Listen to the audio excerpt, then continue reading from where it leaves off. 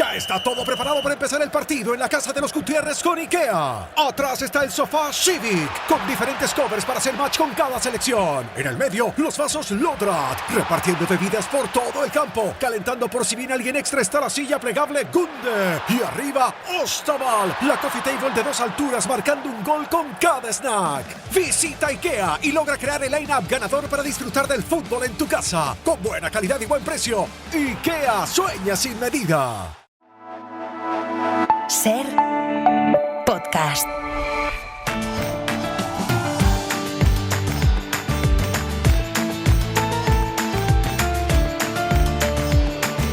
En la cadena Ser, La Ventana, con Carlas Francino. Hola, buenas tardes. Hace 29 años, alguien que tenía entonces esa misma edad estaba apurando, suponemos, su jornada festiva, porque el 6 de julio, el mismo día que hoy, era domingo, y el lunes ya se sabe que toca ir a currar.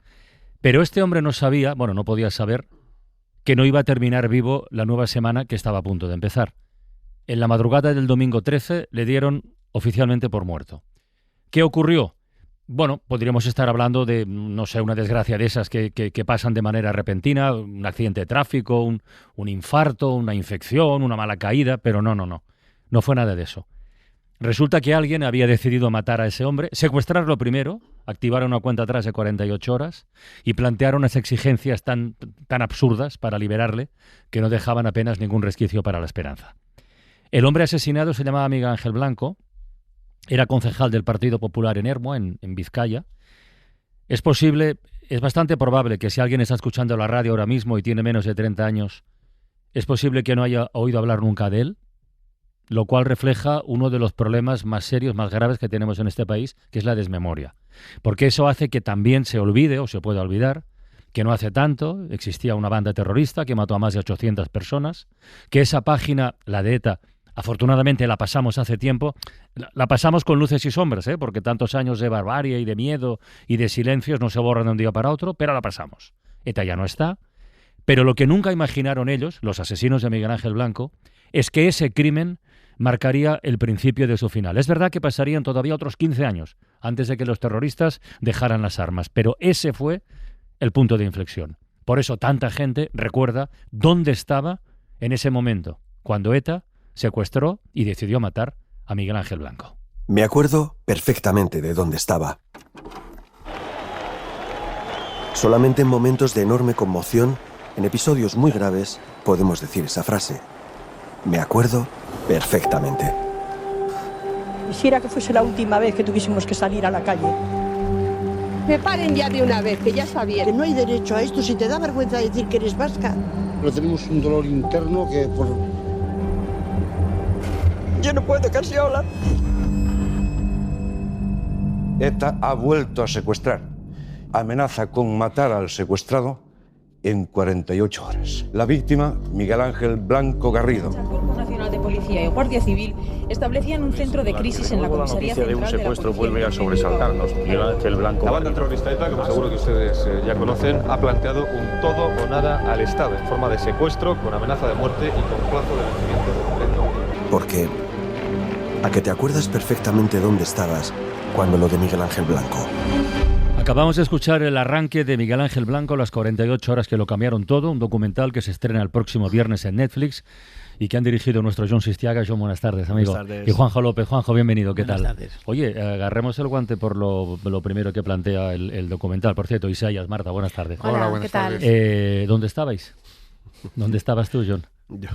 Yo estaba en la redacción de la televisión para la que trabajaba entonces, en Telecinco, y ya cuando supe de los primeros ahí que me informaron mis fuentes que había algo parecido a un secuestro, ya hablé con mi director de informativos, se llama, y miró con la cara de vete a casa, cógete unas mudas y pírate, ¿no? ¿Y dónde estaba cuando lo mataron? Esta es una de las cosas que creo que hace a este documental un poco diferente. Me quedé a 5 kilómetros de donde lo mataron. Mis jefes decidieron que en vez de estar en la escaleta, entrando en directo en cada manifestación o en cada rueda de prensa... Estabais dos buscando. Sí, mi compañero Jimmy Guerra y yo nos soltaron, como dijo entonces mi director de informativos Luis Fernández, tú a los montes. Y eso hicimos, estar en los montes y dar vueltas y vueltas. Y estábamos seguros de que si lo liberaban o lo mataban, iba a ser en una zona que quedaba ubicada entre Lasarte, Hernani y Andoain. Y allí, en uno de esos montes, efectivamente lo mataron, y nosotros en línea recta 2 kilómetros, en coche 5. ¿Y tú, Juanjo, dónde estabas? Yo, que soy un poquito más joven que John, aprovecho para decírselo y recordárselo. No, yo acababa de terminar periodismo y yo era de los que estaba en la vigilia aquí en Madrid, con mi chica, y yo siempre lo he contado a John, yo era de los, yo que sé, naif, que pensaba que lo íbamos a conseguir, que iba con esa presión, con ese todo el mundo en la calle, todo el mundo pidiéndolo, íbamos a conseguir que no lo matasen, que hiciesen alguna otra barbaridad, pero que no lo matasen. ¿Y Marta Isaías, dónde estabais? Yo estaba en un verano, en principio cualquiera, de una adolescente de 14 años. Habían venido unos amigos de Estados Unidos y recuerdo que no entendían nada de lo que estaba pasando, de lo que veían en informativos, de toda esa gente con las manos blancas manifestándose y estar pendiente, ¿no?, de lo que estaba pasando. Y a mí también me pasaba como a Juanjo, que pues en la mente de esa chica de 14 años yo decía, le tienen que soltar de alguna manera vivo. Esto tiene que acabar bien. Claro, ¿no? Y no. Claro, y no.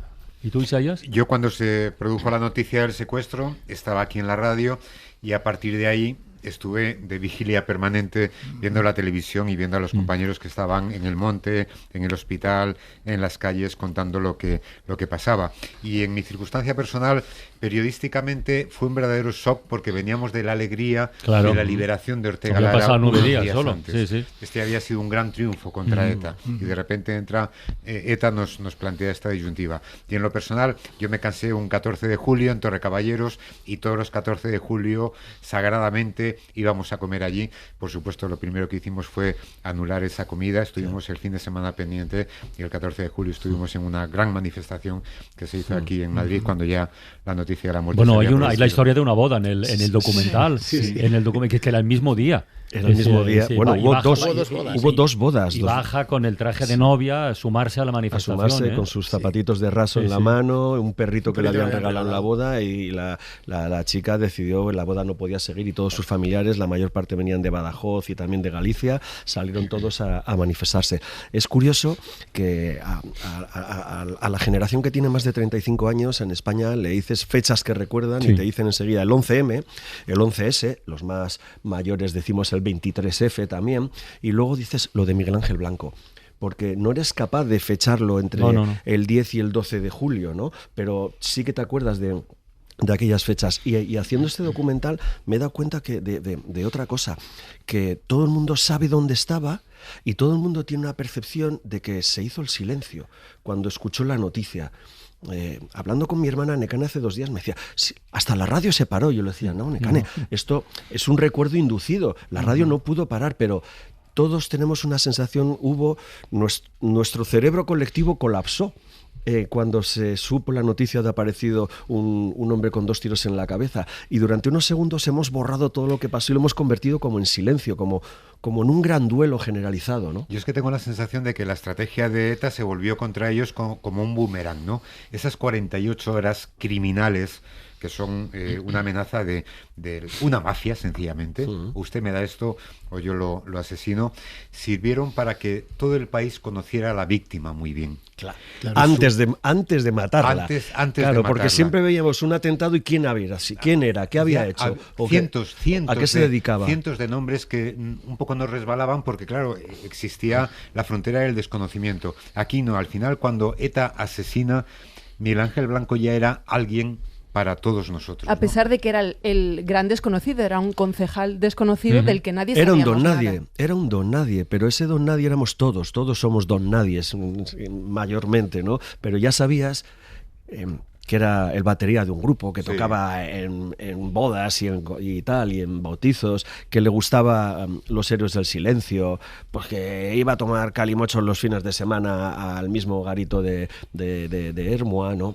Entonces, ese es uno de los elementos que a mí como espectador, no diré que solo me ha interesado más, sino que me ha aportado cosas, que es que hayáis mirado el perfil más humano a través de gente que estaba cerquita suyo, de compañeros de trabajo, de amigos, de algún familiar. Yo recuerdo él estar escuchando música, era un niño, y estar haciendo el gesto de estar tocando la batería, hasta el punto de que él se montaba su propia batería, que eran las cazuelas de mi madre. Estaba a hacer por su pueblo, pero le gustaba más su grupo y salir y sus amigos que la política. Nunca le oí decir, cuando sea alcalde de Ermua, en la vida. Tenía una cazadora tipo motero que ponía Total atrás, que una amiga mía y mi hermano le llamaban en plan muy cariñoso el Total, porque le encantaba ir con su cazadora. Todo eso lo supimos en esas 48 horas y tú periodísticamente haces los perfiles y te encariñas con él, es inevitable.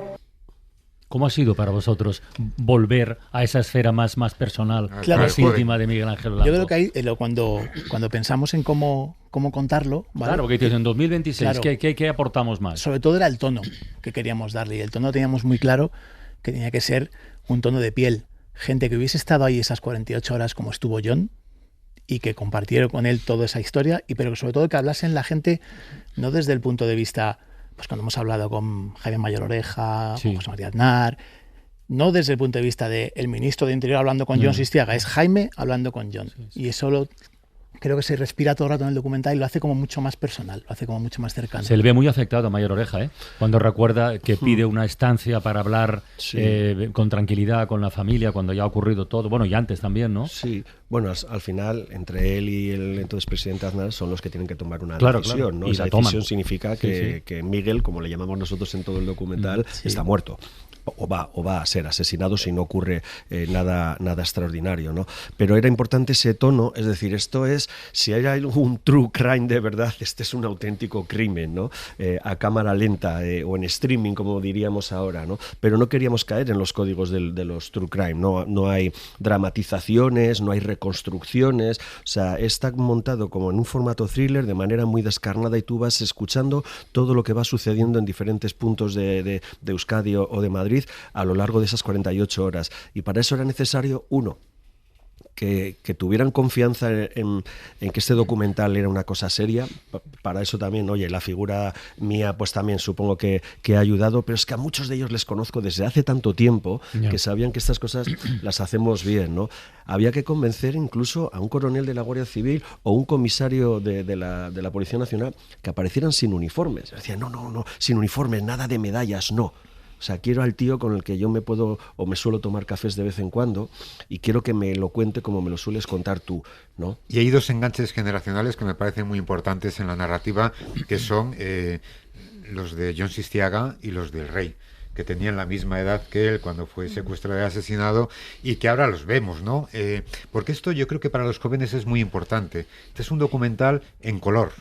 Es decir, no es un documental en blanco y negro, es un documental en color. Total. La gente que aparece ahí, bueno, pues este documental se podía haber grabado hace 2 años, ¿no? En vez de hace 29, las imágenes que se reflejan. Entonces yo creo que eso sí que produce un acercamiento, ¿no? Para, primero, para los que dicen que todavía ETA sigue viva, para que recuerden cómo era cuando ETA seguía viva.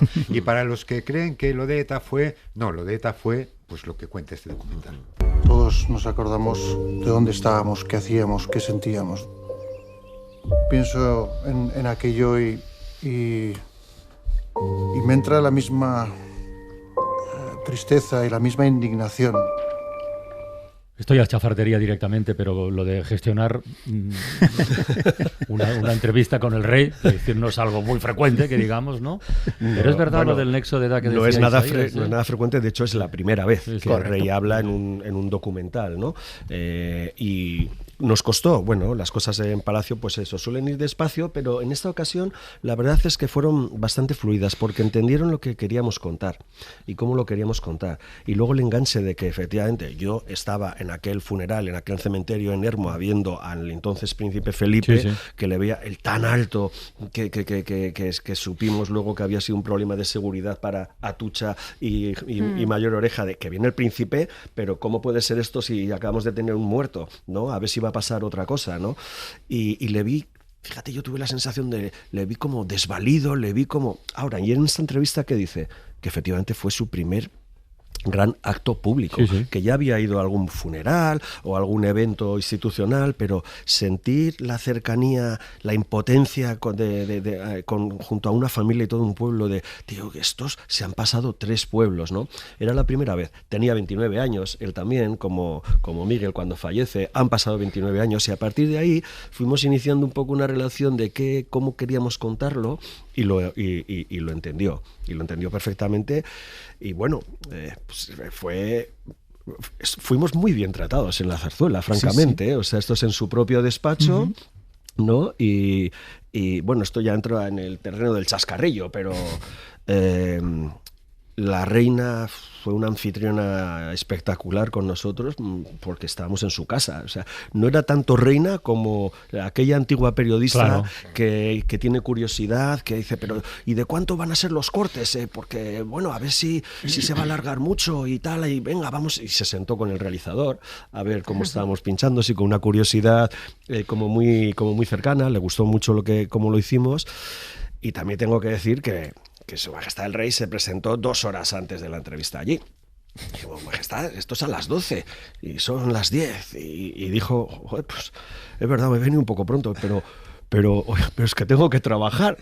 Y claro, nos quedamos así mirándonos porque estábamos en su despacho, claro, y en su mesa de trabajo, y el tío dice, ¿no os importa que me quede trabajando? Y joder, Majestad, si tú estás a gusto, y ahí estaba, se quedó, pues eso, trabajando con su ordenador mientras tiramos los cables, poníamos las luces, medíamos la temperatura, no sé qué.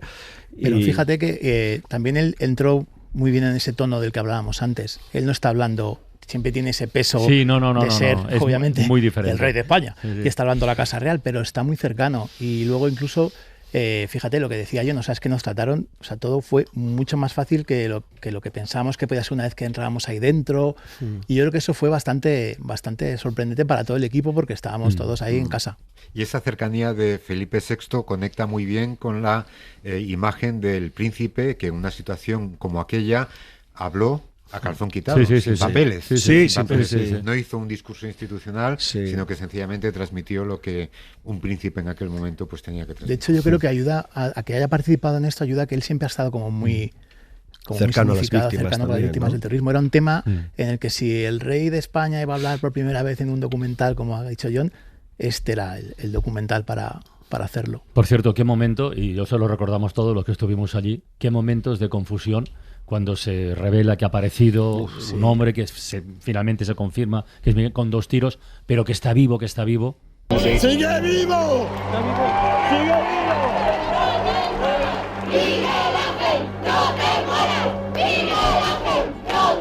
La familia, cuando baja de la casa, dirección al hospital de Aránzazu, bajan con una medio sonrisa, con un aspecto ligero, inclusive Chelo sonríe.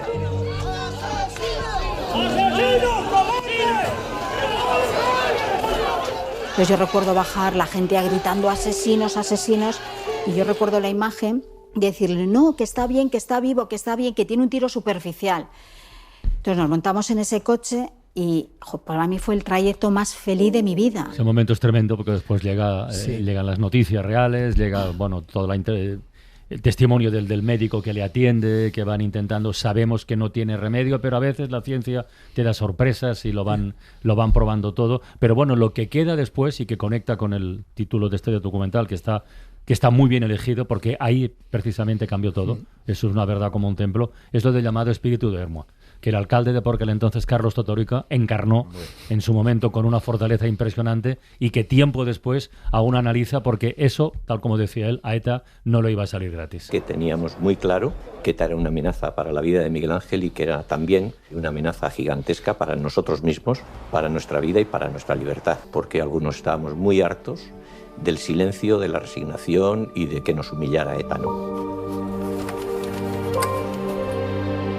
Todas las televisiones hemos decidido manifestar nuestra condena contra este nuevo atentado a la libertad de España. Emitimos un único logotipo, con un único lazo azul que simboliza mejor que nada nuestra común defensa de la libertad y nuestra repulsa ante el terrorismo. La movilización era un elemento importantísimo. Tenía claro que la gente se tenía que involucrar porque lo que estaba sucediendo en el escenario que había creado ETA y HB en la Euskadi entonces era un escenario de silencio, de miedo. Llegamos a la conclusión rotunda de que no iba a ser gratis para ETA, de que íbamos a responder y desde luego que el silencio y la resignación no iban a suceder en el caso de Hermua, ¿no? Como además la historia se escribe con símbolos, con gestos, con momentos determinados, hay uno, hasta ese momento la gran mayoría de agentes de la Policía Vasca de la Ertzaintza iban camuflados en determinados barrios, en determinados territorios, no querían darse a conocer por lo que pudiera pasar. y ahí de repente explota todo. Mi compañero que estaba a la izquierda me dice, Imanol, ¿qué te parece si nos quitamos las capuchas y tal? Yo era el mando. Me quité el casco, los compañeros se quitaron la capucha, se quitaron el casco y de repente una avalancha de personas a abrazarnos y a besarnos. No le dimos la importancia que luego ha resultado tener, porque yo lo que pensé es, vaya expediente que me va a caer. No, este expediente no le cayó. Sí. Lo que más me impresionó es que, claro, lo que contáis en este documental es la intrahistoria que no se pudo conocer entonces y que después en alguna pincelada se ha podido conocer, pero hay muchas cosas que no. Y, por ejemplo, Totorica, que es otro alcalde desconocido en España que se convierte en una figura política y que cuando dice hay que poner pie en pared, hay que decir basta, lo dice por una convicción ética y moral, pero también cree que ponerse delante de la manifestación, eso podía controlar una situación que se podía descontrolar. Sí, apacigua el ambiente un poco. De hecho, fíjate, la gente del pueblo lo recuerda y se ríen porque dicen, nos cansó a todos. Claro, nos cogió, nos pastoreó como ovejitas detrás, dicen. Claro, a día de hoy pensamos, nos agotó a todos, para que no nos liásemos entre unos y otros a ponernos ahí en Sí, pero con esa capacidad, como dice Isaías, ética, o sea, ya está bien, ¿no? Pero además, para que esto no se dé la vuelta y los ánimos están muy calientes, para que alguien no tome, no sé, la justicia por su mano, haga alguna barrabasada... Bueno, quemaron una sede de Ribatasuna. Tú estabas muy cerca. Yo estaba al ladito. Y vi al alcalde, al propio Totorica, con un extintor ayudando con un agente de la Ertzaintza a apagar el fuego. Claro, que dice, no, alcalde, usted no puede ir. Que sí, dame el extintor y voy a apagarlo yo para dar ejemplo. Se sabe que fue el Comando Donosti que fue el que secuestró y asesinó a Miguel Ángel Blanco, con nombres y apellidos. ¿Qué falta por conocer del secuestro y del asesinato? Bueno, algo que solo puede contarlo los dos asesinos que quedan vivos. Y nunca reconocieron que lo hicieron. Que lo hicieron... porque hay pruebas circunstanciales, porque sí que se lo comentaron a otros etarras que han ido hablando con la policía o confesando dónde lo tuvieron y quizás dónde está el arma, aunque eso es menos importante porque el arma luego no apareció nunca, pero fue utilizada luego en otro atentado. ¿Por qué no habla? ¿Porque es el tipo más duro de ETA? Puede ser. ¿Porque es un demente? Puede ser. ¿Porque está ocultando a alguien? También puede ser. Porque este tipo de acciones siempre llevas a alguien en un coche por delante para que te vaya avisando si hay policía o no hay policía, ¿no? Es decir, ese alguien que además puede ser el que alquila la bajera, el garaje, el caserío, probablemente hay alguien más. Yo estoy seguro que hay alguien más. Y esto es lo poco que ya se queda por saber de esta historia. ¿Sabes cómo creo que podemos acabar esta conversación? Con los padres de Miguel Ángel Blanco hace años que murieron ya. Su hermana sigue ahí siempre que puede, con el discurso, con tal. Y recuerda una frase que le dijo su madre, que me parece que es un resumen de esto, de el momento en el que cambió todo. Si esto ha servido de algo, que sea para esto concretamente. Mi madre dijo una frase, ¿no? Si la muerte de mi hijo ha servido para acabar con ETA, bienvenida sea. Pero eso es una frase que es verdad, ¿no? Que la aprendí pues cuando va pasando el tiempo, ¿no? Y el dolor te empieza a dejar ver un pequeño punto de luz. Eso es la frase que más puede honrar a una madre. Pues ahí está. No se me ocurre reflexión más potente que esta, de verdad. Sí. Hay un momento al final en el que nos... Oye, yo no me acordaba que hubo que trasladar los restos de Miguel Ángel Blanco a un cementerio de Galicia porque vandalizaban la tumba. Vandalizaban, sí. Hay que ser animal. A alguien se le debió, no sé, alguien debía pensar que era una heroica acción ir a quemar las flores que pudiera haber en esa tumba o romper la fotito, ¿no? Hasta que los padres decidieron trasladarlo a un pequeño pueblo en Orense, en Faramontaos, que es donde nos trasladamos y donde hacemos algo que, bueno, salta un poco los cánones del periodismo, pero que decidimos de alguna manera, que era un buen resumen, hablar a Miguel, a ese chaval al que habíamos estado llamando Miguel en todo momento y que para nosotros ya no era tanto un Miguel Ángel Blanco Garrido. Se ha perdido la carrera de Messi en su Barça. Por ejemplo, ¿verdad? Pero sí que era importante. Claro, soltar al espectador después de haber tenido esos 80 minutos en tensión, porque nosotros todos conocemos esto, pero hay mucha gente que además tenemos la oportunidad que es una plataforma muy para los jóvenes, que, o sea, que nos gustaría es que esto de verdad lo viesen los jóvenes, la gente lo viese con sus hijos, para que se hubiese una conversación. Que lo vieran en familia, exacto, ¿verdad? Pero sí que ayer lo vio mi hija de 13 años, Anda. Que naturalmente no tenía ni idea, pero vamos, vi los primeros 20-25 minutos, sí, interesado. ¿Esto qué es? Le contamos lo que era, se quedó un rato, luego se fue, pero ya tiene una cosa. Entonces para nosotros es eso, esos 80 minutos que te hemos tenido así agarrado al sillón, te soltamos en ese momento que, como buen cementerio gallego, pues parecía valor de producción, nos recibió nublado, lloviendo, con lo cual, ¿sabes? Es precioso. Con lo cual, y narrativamente, perdón, tiene una potencia extraordinaria, total. Porque es un momento maravilloso que muestra la crueldad absoluta de ETA, ¿no? No solamente para matar, sino para no dejar descansar al muerto, ¿no? Que no cedió en nada, y ya sé que tenemos que ir acabando, pero otra de las cosas, digamos, de los puntales, de los scoops de este documental es conocer a las pocas personas que se la jugaron intentando salvarle la vida a Miguel Ángel Blanco, yendo a hablar con gente de ETA. ¿No? Una abogada, concretamente, María José Gurruchaga. Una abogada, María José Gurruchaga, que no va a poder verlo, que falleció en enero, vieja amiga mía. Me ha costado más de 20 años que lo contara. Yo creo que a veces cuando alguien lo cuenta es porque tiene que contarlo en ese momento y confía que sea en esa persona, que en este caso soy yo, vecino de ella. Nos veíamos mucho, tomábamos muchos vinos juntos y decidió que se fue a París, a la me cárcel. Lo contaba a mí. Y se fue a la cárcel a entrar en la cárcel a hablar con el entonces ex jefe de ETA, el jefe ideológico Chelis.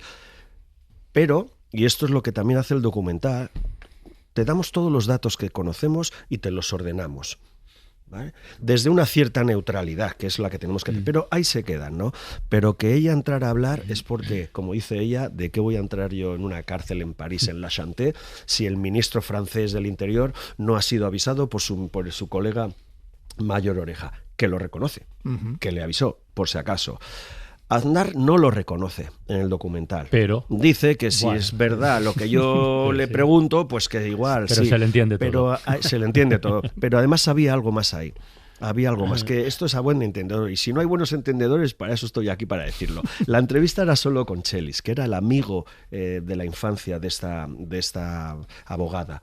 A ver si conseguía algo. Pero había alguien más en la entrevista. Estaba Kepa Picabea. Que tampoco eran cualquiera, neta. No eran cualquiera. Era un tío que para muchos era un referente. Era el que había entrenado a los comandos que estaban en activo en ese momento. Era alguien que si hablaba iba a tener más peso todavía que el dirigente ideológico, que al final es el que hace los comunicados y el que piensa, pero no el que se arriesga, ¿no? O sea, que era muy importante eso. Bueno. ¿Quién dijo al director de esa prisión que también estuviera Kepa Picabea? ¿Y por qué? Porque Kepa Picabea, con el que hemos hablado, a mí me dijeron que tenía una visita, yo dije, salí, le vi a Chelis, ¿y quién viene? No sé, y vi que había una señora ahí, y efectivamente Chelis la conocía, yo no tenía ni idea quién era. ¿Quién puso a él? Pues... O sea, que hubo gente que se movió. Yo creo que al final, de algún modo, podemos decir que se autorizaron contactos indirectos. Porque además había divisiones en el seno de ETA con este tema concreto. Pero bueno. Oye, ¿sabéis? Antes preguntábamos, y el documental comienza así, ¿dónde estabas en ese momento? A Carlos Goñi de Revolver le pilló de gira en el País Vasco. Hola. Sí, y en 24 horas escribió esta canción.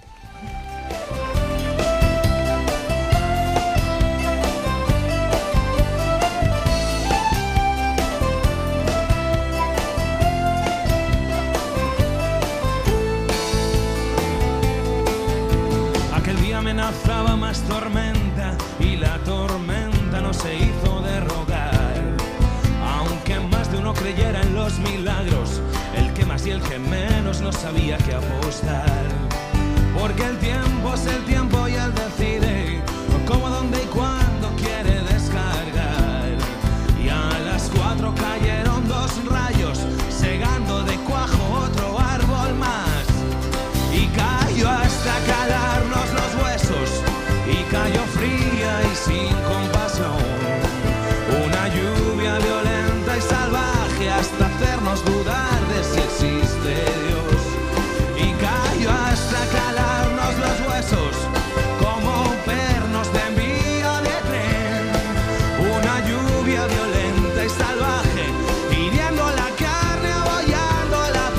Miguel Ángel Blanco, las 48 horas que lo cambiaron todo este viernes en Netflix. John Sistiaga, Juanjo López, muchísimas gracias, amigos. Gracias. Y felicidades por el curro. Gracias a vosotros. La verdad. De hecho, hemos puesto ese hashtag, me acuerdo perfectamente. Porque este brutal aguacero, porque los dos rayos algo no va bien.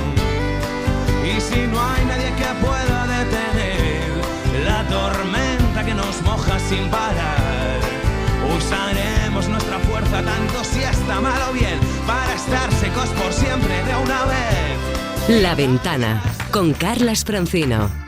Ya está todo preparado para empezar el partido en la casa de los Gutiérrez con IKEA. Atrás está el sofá Civic, con diferentes covers para hacer match con cada selección. En el medio, los vasos Lodrat, repartiendo bebidas por todo el campo. Calentando por si viene alguien extra está la silla plegable Gunde. Y arriba, Ostaval, la coffee table de 2 alturas marcando un gol con cada snack. Visita IKEA y logra crear el line-up ganador para disfrutar del fútbol en tu casa. Con buena calidad y buen precio. IKEA, sueña sin medida.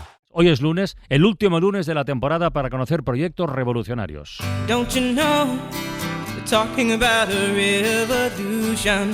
Ideas y personas que están cambiando el mundo.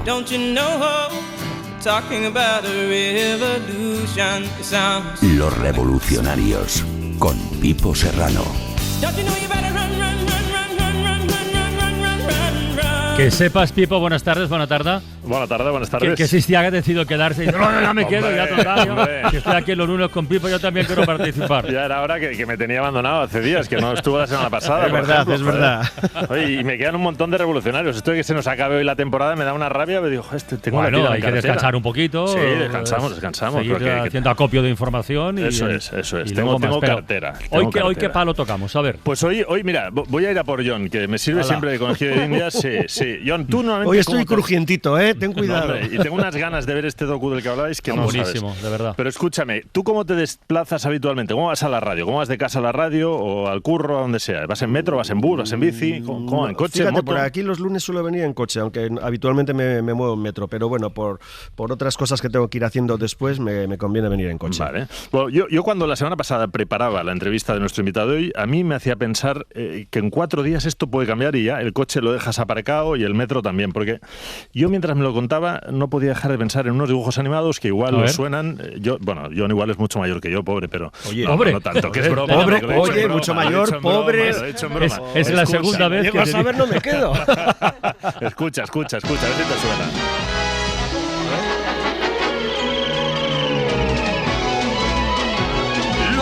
Supersónicos. Hostia, pero tiene un montón de años, ¿eh? Bueno, no tantos, porque yo lo veía. O sea, esto es del año 62. Bueno, tienes 64 años, pero luego tuvo, como todas estas dibujos, lo van repitiendo, vale. Se vio un rato, sí. Pues no me acuerdo. ¿No te acuerdas? Pues yo sí. Debe ser que soy mayor yo al final, joder. Bueno, oye, esto eran una familia, se llaman los Jetsons, que vivían en un futuro un poco distópico, lleno de coches voladores, robots domésticos y unas ciudades que no sé si recordáis están como suspendidas en el aire. Como Blade Runner. Poquito, algo así, ¿no? algo así, exactamente, algo así. Bueno, pues se supone que eso retrata el año 2062. No puedo añadir nada más. Ficha técnica y os cuento más. Nombre. Invention. Año de creación. 2007. Sector. Aeroespacial. Titular. De Alicante al cielo. La tecnología española que impulsa la revolución de los drones. En una frase. Que mediante el desarrollo de una electrónica única para drones profesionales y comerciales son capaces de armar los aerotaxis y drones tripulados que desplazarán nuestras mercancías y a nosotros mismos en un futuro muy cercano. Acceso vía. Página web invention.com.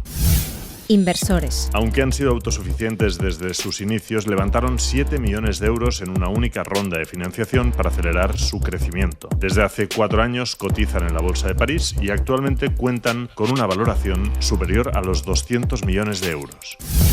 Hoy, en La Ventana, Javier Spuch, revolucionario y director de desarrollo de negocio de Invention. En los estudios de Radio Alicante, Javier, buenas tardes, ¿qué tal? Hola, buenas tardes. Bueno, entonces hay que esperar a 2062 o no para ver drones volando por nuestros cielos. O no tanto, Bueno, estamos trabajando para acelerarlo un poquito.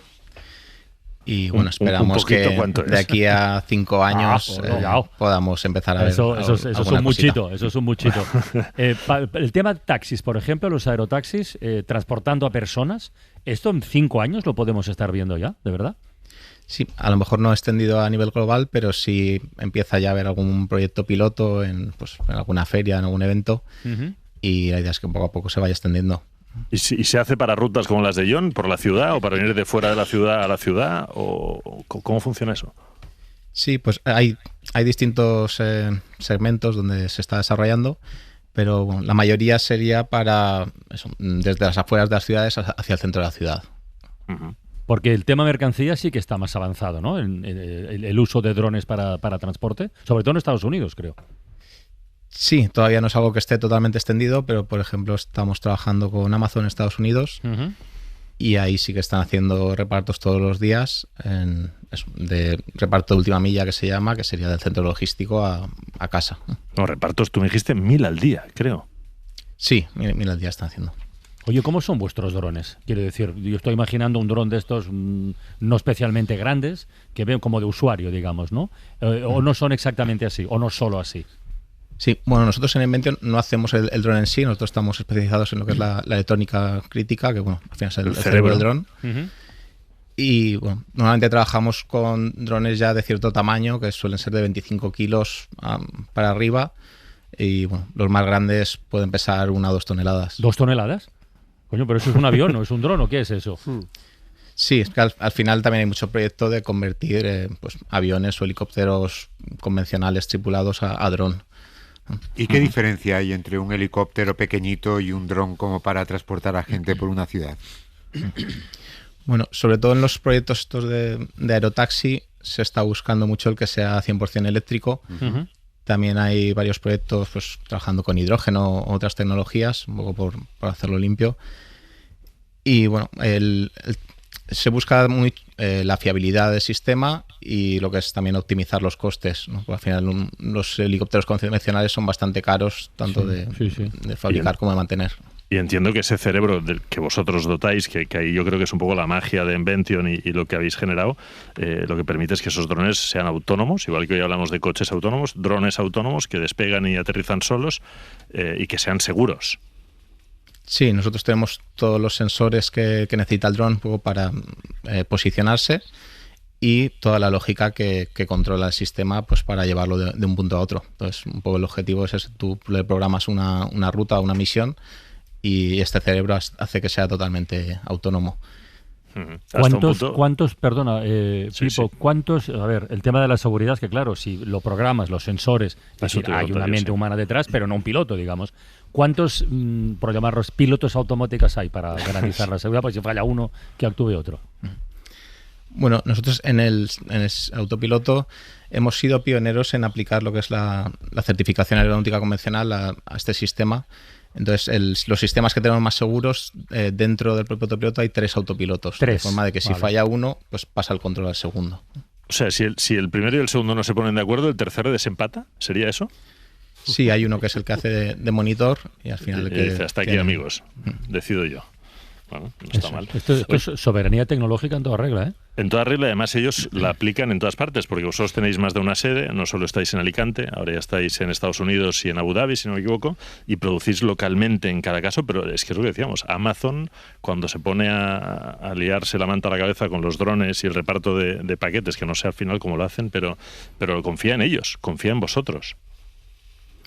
Sí, nosotros la sede principal la tenemos en Alicante, es un poco donde nació la empresa, y el año pasado abrimos estas sedes en Los Ángeles y en Abu Dhabi, un poco por la tendencia que hay de la soberanía y que al final los clientes nos pedían estar más cerca. ¿Cuántos sois en la empresa, Javier? Pues ahora mismo en torno a 180 personas. Joder. Javier, pero yo creo que aquí el principal problema ya no es tanto el tecnológico, sino, claro, la regulación del espacio aéreo para que mañana haya miles o cientos de miles de drones volando por los cielos, ¿no? Este será el principal problema que habrá que vencer en las próximas décadas si esto se quiere extender, pues eso, para llegar a un taxi dron. Sí, a día de hoy lo que es la tecnología va más rápido que la normativa.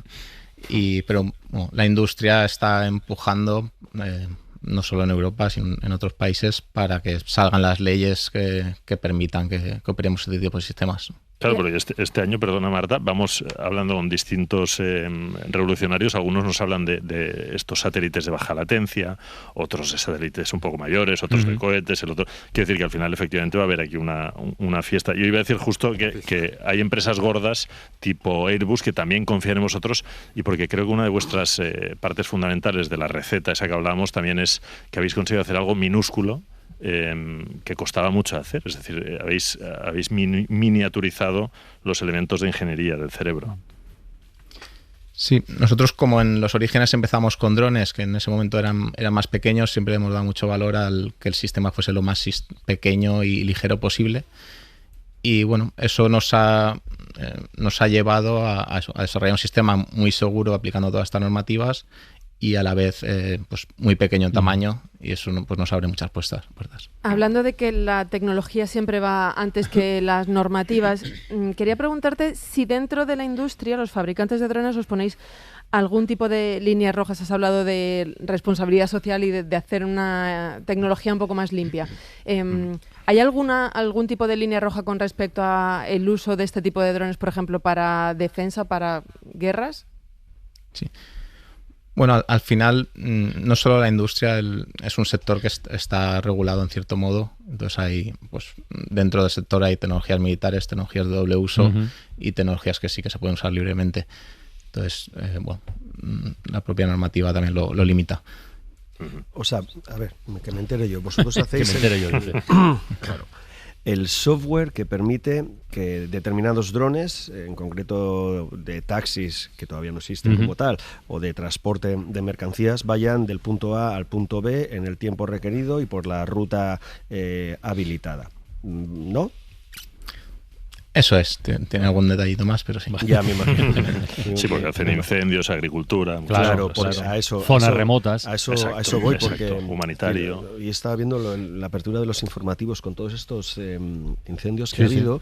Y claro, los medios aéreos no pueden trabajar por la noche, ¿no? Y entonces me ocurría pensar, joder, ya no tenemos drones. O sea, igual que hay drones suicidas, no hay un dron que vaya directamente al centro, al epicentro de un incendio, no sé, y eche allí arena, agua, lo que sea, que pueda estar trabajando toda la noche porque sabe de dónde ir, ¿no? Porque esta gente de Invention le dice exactamente dónde tiene que tirar el agua, ¿no? Sí. Bueno, de hecho, un poco el origen de la empresa fue con el tema de los incendios. ¿Empezasteis con esto? Anda. Sí, no era exactamente el tema de drones, ahí la tecnología de drones no estaba muy desarrollada, pero era como una especie de bombas guiadas para extinción de incendios, que al final era un depósito de 200 litros con un kit de guiado que se lanzaba desde un avión tripulado, pero a más alta altura. Y eso, ahí un poco, después de hacer unos ensayos en vuelos, vimos que a nivel normativo había mucho por hacer para poder comercializar algo así. Y como estaba empezando todo este tema de los drones, pues decidimos reenfocarnos y especializarnos en lo que era la electrónica, que al final era nuestro punto fuerte. Pues creo que habéis acertado. Javier Espuch, director de desarrollo de negocio de Invention. Oye, muchísimas gracias por este ratito en la ventana, de verdad, ¿eh? Muchas gracias, encantado. Venga, un abrazo. Oye, por cierto, los incendios, ¿cómo están, Marta? Sí, pues hay una decena de incendios todavía activos en plena ola de calor. El de Castellón ha entrado en el Parque Natural de la Sierra de Espadán, continúa en una situación de máxima alerta y está desplegada la UME y 15 medios aéreos. El de Picos de Europa sigue activo con 125 efectivos y 9 medios aéreos. El de la Bisbal del Empordà en Girona está estabilizado, que no controlado, y ha afectado ya a más de 2.300 hectáreas. El de Loporzando en Huesca ha sido dado por controlado esta mañana. ¿Sabéis dónde hay un incendio también? ¿Puedo apelar a la metáfora? A ver. En el Mundial de Fútbol. Anda. Lo contamos en 3 minutos. Lo imagino. La Ventana, con Carlas Francino. No exagero, con lo del incendio en el Mundial, porque esta es una noticia de última hora. Bélgica ha decidido impugnar el partido de esta próxima madrugada ante Estados Unidos por todo ese follón de que Trump, como acaba de reconocer, llamó al presidente de la FIFA, Infantino, para decirle, quítale la tarjeta roja a mi delantero. Y se la han quitado, que es una vergüenza, en fin, mundial, que casi no tiene precedentes.